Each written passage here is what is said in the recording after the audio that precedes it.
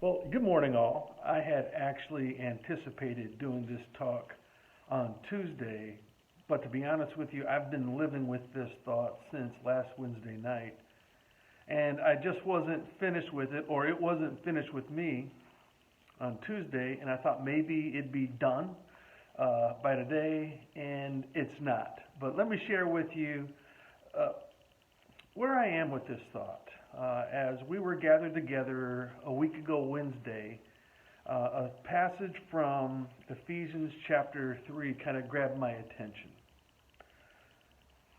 Paul writes, "For this reason I bow before the Father in prayer, that he may grant you, his readers,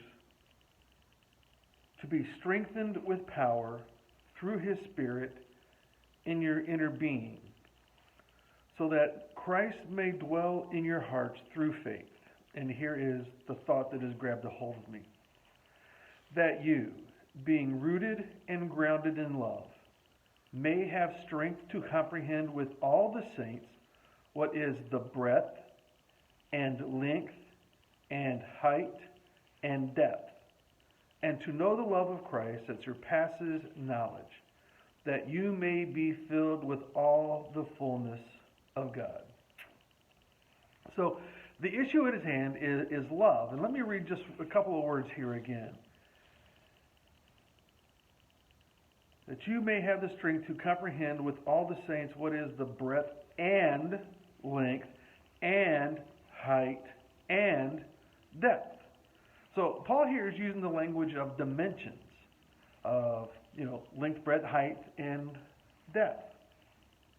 And as I was thinking about it a week ago, sounds to me like Paul is identifying four different dimensions as opposed to three. We live in three dimensions.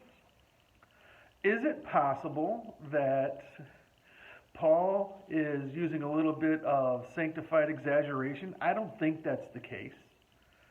Sanctified imagination, it might be.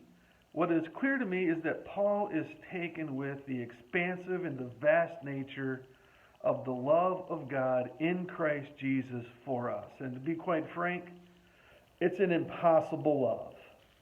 The love that we have been loved with. It's impossible.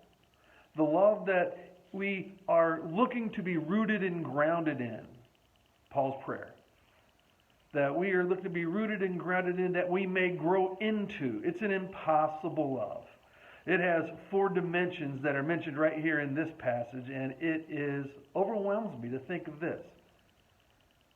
Christ loves me with an inexpressible love. He loves you with a love that is beyond expression. I suppose if Paul wanted to, he could add dimension upon dimension upon dimension upon dimension, because we will never come to the end of the greatness of the boundless nature of the love that God has for us in Jesus Christ. And I want you to feel this today. If you would slow down just a little bit and think, I have been loved with an impossible love. I am loved with an indescribable love. I have been invited into, by faith, I have been brought into this love that is beyond expression. And Paul's prayer is my prayer for myself and my prayer for you this day. That you would be rooted and grounded in this love, and that you would grow, that your roots would spread, that they would thrive, that they would begin to move away from shallow soil to deep soil, that you would be rooted and grounded in God's broad and his long and his high and his deep love for you. Having been loved with an impossible love, I think creates within us the kind of people who will grow into and love others in impossible ways. I pray this encourages you today. God bless.